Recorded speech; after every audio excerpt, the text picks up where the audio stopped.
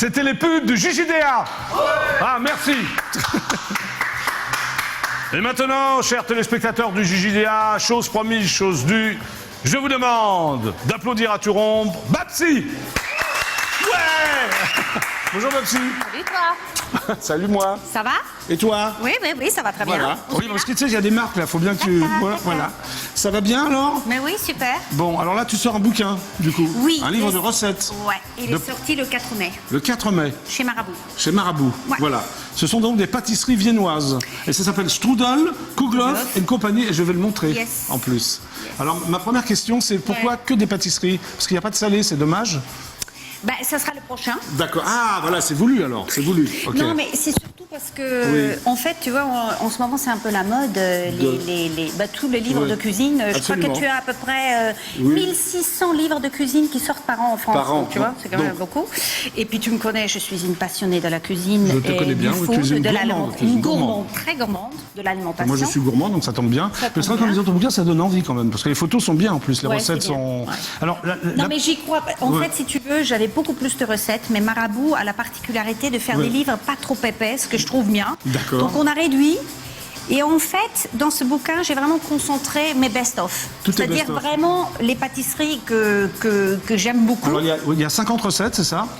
Un peu moins, 40, je crois. 40 ouais. Est-ce que tu as testé toutes les recettes? Ah bah tu plaisantes. Oui. J'ai testé et retesté Comme parce que toi, tu es très minutieuse. Tu es très maniaque. Et puis surtout, je sais pas si tu te rends compte. J'aime bien quand tu me tiens la main. Oui, je te touche un petit peu. Oui, tu me touches la main uniquement ou... Oui, uniquement. On va la main. rester là. Oui. On en reste là, on reste copains, quoi. Oui, tout à fait. D'accord. Alors, je t'explique un truc. Qu'est-ce que je voulais dire maintenant? T'es bête. Tu vois, je te trouble, non. hein? Oui, tu me troubles. Tu me déconcentres plutôt. D'accord. Alors, donc il y a 40 recettes. Oui, 40 je t'ai demandé si tu voulais tout tester, tu m'as dit oui. Et là, non, mais tu allais parler d'un truc. Là. Toi qui aimes la cuisine, j'adore ça. Est-ce que tu t'es rendu compte que souvent, quand on cuisine, on prend un bouquin et c'est jamais précis? Oui, absolument. Voilà. Donc justement, je voulais, puisque c'est une pâtisserie que les Français connaissent, mais un peu depuis, mais qui n'ont pas fait eux-mêmes, je voulais vraiment que quand tu fais le truc, à la lettre, tu réussis. Et donc j'ai testé, retesté, et j'ai vraiment fait en sorte pour que les gens qui ne connaissent pas cette pâtisserie peuvent vraiment la réaliser. Voilà, parce que la pâtisserie, de toute façon, quelle qu'elle soit, peu importe le pays, c'est une science exacte. Oui, contrairement au salé. Tu peux pas rajouter des choses. Voilà. Oui, tout à fait. C'est très difficile d'ailleurs. Moi, je trouve que le métier de pâtissier est plus difficile que le métier de cuisinier. Oui, mais surtout. J'aimerais avoir ton avis là-dessus. Oui, non, c'est vrai que c'est plus difficile, mais tu sais pourquoi? C'est surtout pour le décor, les glaçages, etc. Mais faire une pâtisserie en soi n'est pas très compliqué. Il faut juste que tu suives le truc. Et puis, tu sais, comme tout, tu fais un gâteau une fois, tu le fais la deuxième fois, et ça sera déjà autre chose. Mais j'ai vraiment des recettes qui sont très simples. Bon, alors ce qu'on appelle les viennoiseries, nous, c'est pas que les pâtisseries en fait. Ouais, c'est ça. En fait. La viennoiserie, ça peut être le croissant, sinon. C'est surtout. Mais c'est en France qu'on appelle ça comme ça, mais en Autriche. Non, c'est la viennoiserie. Oui, non, en fait, la viennoiserie, c'est plutôt les croissants, les pains au chocolat et ce genre de choses.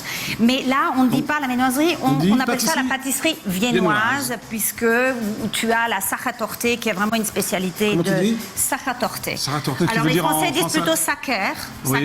Ben, c'est ce fameux gâteau au chocolat qui vient de l'hôtel Sacher. Ah, d'accord. Tu te souviens? Oui, voilà. je me souviens. Okay. Et puis, voilà, tu as quelques recettes qui sont un peu typiquement viennois.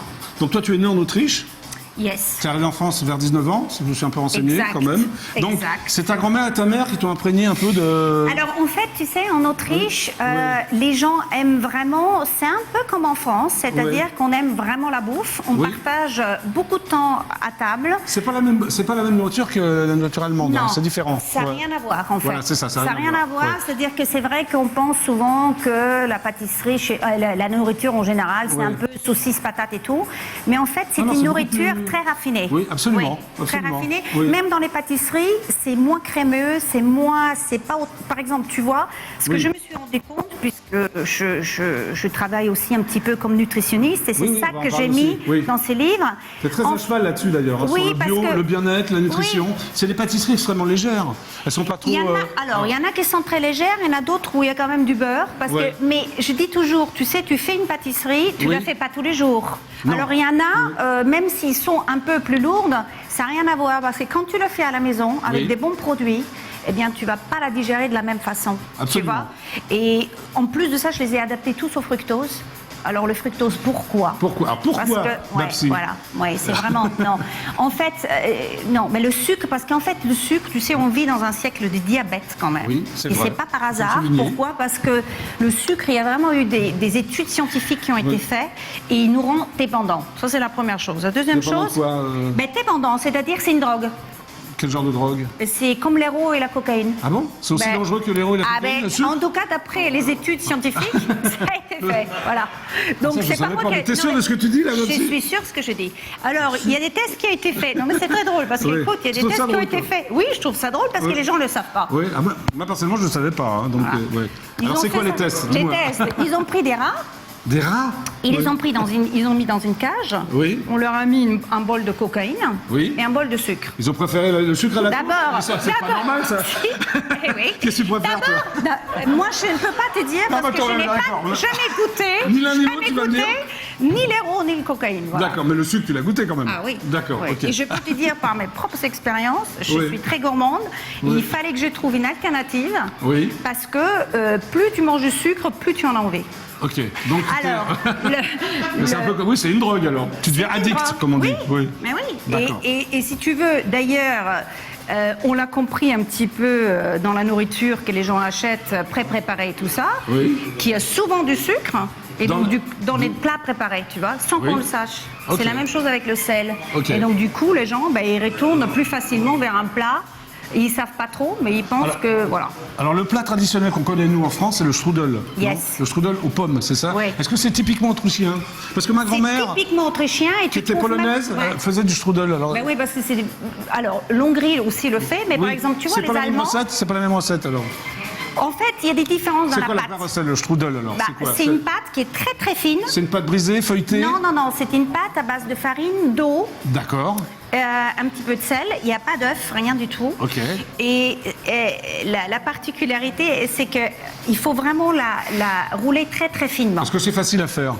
C'est facile à faire. Pas vraiment que tu vas c'est facile à faire parce qu'évidemment au début, quand tu ne sais pas trop la tirer, tu la fais un petit peu plus épais. D'accord. Tu comprends? Okay. Et au fur et à mesure, tu t'exerces. En Autriche, on dit, il faudrait pouvoir lire un journal à travers la pâte, tellement elle doit être fine, et c'est là où elle va être très bonne. Alors, tu avais un restaurant aussi, non? Yes. Tu l'as plus? Non. Ça s'appelait le Petit Vienne, c'est ça? Il s'appelait le Petit Vienne et c'était un restaurant biologique, oui. Bio, mais avec que des plats autrichiens? Parce non, que là, il y avait pas sucré du tout. salé, là. Non, pas du tout. C'était pas du tout autrichien. C'était ma cuisine, aussi cuisine méditerranéenne. Mais sauf biologique. Biologique, ce qui ne veut pas dire végétarien. Oui, non, je sais ça. Non, mais parce qu'on confond souvent en France biologique, d'accord. Donc, toutes ces recettes sont des recettes biologiques. C'est ça, c'est entre recettes. Alors, moi, personnellement, que ce soit plus clair, je ne cuisine seulement avec les pâtisseries, avec les ingrédients biologiques. Oui. Mais évidemment, on peut le faire avec les ingrédients non biologiques. Oui. C'est pas un problème. C'est pas un problème, c'est aussi bon. Non, c'est moins bon. Tu préfères... Moi, personnellement, je trouve ça vraiment bon. Ok, d'accord. Voilà. Donc ça s'appelle strudel, Kouglof et compagnie. Le Kouglof aussi, c'est génial. C'est un peu alsacien, le Kouglof aussi, non? Oui, c'est vrai. Et puis, il y a une autre chose que je t'ai pas dit. Alors, dis-moi, Babsi. Tu sais, il y a beaucoup de gens qui sont très allergiques au gluten maintenant. Oui. Il y a beaucoup de recettes où il n'y a plus de farine de blé. D'accord. Et c'est très bon. Ok. Ah bah tu vois, tu remplaces la farine de blé par des noix, des noisettes, des amandes. Ah mais c'est même meilleur parce que ça donne un goût en plus, tu vois. Okay. Ou alors par la farine de petit épeautre. Tu connais ça? Oui, l'épeautre, je connais. Okay. L'épeautre et le petit épeautre. Je ne connais pas le petit épeautre. Alors tu vois la différence du l'épeautre déjà, le petit épeautre, c'est vraiment un blé qu'on ne peut pas donc produire avec des pesticides. D'accord. Il est obligé d'être agriculture biologique parce qu'il ne pousse pas avec un engrais chimique. Ok, j'aurais appris plein de trucs alors. Yes. Le sucre, la coke, tout ça, c'est bien. La coke, voilà. Ouais. Et tu vois, c'est pas la peine d'acheter cher. Tu prends du sucre. Ouais, c'est bon. C'est beaucoup moins cher. C'est beaucoup moins cher, c'est mieux. Voilà. Bon, en dehors de ces recettes, parce que tu es comédienne aussi, Babsi. Oui. T'as arrêté ça? Tu vas continuer? Non. Ça m'a pris pas mal de temps. Je m'en doute parce que c'est bien en plus. Et ça m'a pris 2 ans. Et puis j'ai repris les castings là pour. Alors tu peux annoncer un petit scoop pour le JDA, non? Tu vas jouer? J'ai pas encore de scoop parce que j'ai pas encore de réponse, mais c'est pour un film 1945. Ah oui? Oui, ça sent assez bon. J'ai un callback après-demain. Ça veut dire que je vais retourner. Callback, ça veut dire oui? Ça veut dire que j'ai passé déjà un essai et que on aime bien. Ça porte malheur, tant que c'est pas signé. Mais non, je m'en fous. Tu t'en fous, toi? Je suis pas superstitieuse. T'es pas superstitieuse, ok. Bon, il se passe plein de trucs alors. Oui, ça va. Bon, et celle de les musclés, c'est terminé ou ça continue? Bah, c'est terminé à longtemps. Hein. C'était il y a longtemps, j'ai l'impression. Mais tu t'es bien amusé, non? Oui, je me suis bien amusée. Des bons souvenirs, oui, j'ai des bons souvenirs. Ouais, c'était sympa. Mais il y a malheureusement René qui nous a quittés. Oui, c'est vrai. Ça, c'est le mauvais souvenir. Donc, oui. on pense à lui. Oui, okay. oui. Bon, voilà. tu viens dans mon antre? Ouais. C'est une invitation tout à fait honnête. Hein. D'accord. Non, mais avec toi, je me méfie quand même. Ah bon? Oui. Alors, il y a une tradition dans cette émission. J'appelle Nicolas Sarkozy. Parce que je sais que c'est un fan du JDA, mais je ne l'ai jamais eu. Alors, ça fait 487 fois que j'essaie de l'appeler, je ne l'ai toujours pas. Tu l'as rencontré, toi? Oui. Non. Tu l'as rencontré? Bah oui, j'ai rencontré une fois. À quelle occasion? Il a donné la médaille à Christian Clavier.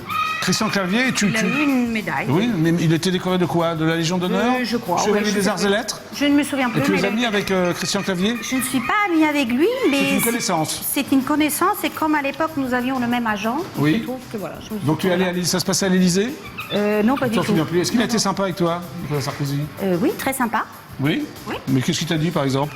Moi, je lui dis, tu sais qu'il a des origines hongroises, et donc je lui dis que c'est l'empire austro-hongrois et pas hongro. Ah, et alors ça l'a fait rire? Ça m'a fait rire. Seulement, tu l'as plus jamais revu après. Qu'est-ce que c'est que ça? Bonjour. La présidence de la République? Vous êtes au secrétaire général de la Banque de France. Ah, c'est la Banque de France. Oui, bonjour, c'est Jackie du JJDA. Oui, c'est Jackie du JJDA. Vous êtes en direct absolu sur EDF1. Pourrais-je parler à Nicolas Sarkozy, s'il vous plaît? Mais nous n'avons pas M. Nicolas Sarkozy à la Banque de France, monsieur. Ah, si, les clients. Non? Non. Il n'est pas dans vos locaux en ce moment? Non, il n'est pas dans nos locaux, monsieur. D'accord, merci beaucoup, madame. Au revoir. Au revoir. C'est marrant parce que je fais le numéro de l'Élysée et je tombe sur la Banque de France. C'est bizarre, hein? C'est bizarre, bah tant pis, c'est comme ça. Qu'est-ce que t'en penses, Babsi? Peut-être que tu t'es trompé de numéro. Hein? Non, regarde, le numéro est là. Non, ça fait 2 ans et demi que je fais le même numéro tous les soirs. C'est incontournable. Et ça tombe toujours sur la Banque de France? Non, parfois ça tombe sur l'Élysée, c'est peut-être le téléphone qui est un peu détraqué. Oui, je crois. Bon, alors... C'est le téléphone de Jackie, ça. Je te remercie, Babsi. Et ça, c'est les recettes de Babsi, ça. Il y a le téléphone de Jackie. C'est à moi. Non, regarde, c'est là, voilà, vas-y. Oula, le canard. C'est pas rouge, là, c'est pas rouge, c'est là. Ouais, c'est là, voilà, c'est là. Allez, vas-y, parle de ton bouquin, tu dis au revoir. Oui, Strudel Gugelhoff et compagnie. Auf Wiedersehen, bye. Auf Wiedersehen, en allemand, ça veut dire au revoir? Oui. Oui. Et en autrichien, tu le dis comment? Auf Wiedersehen. Auf Wiedersehen, parce qu'autrichien allemand, c'est un peu pareil. Pardon? Tchuss. C'était le JJDA, je vous retrouve demain à 17h15. Super, ciao, au revoir. Tiens, on est là, Babsi.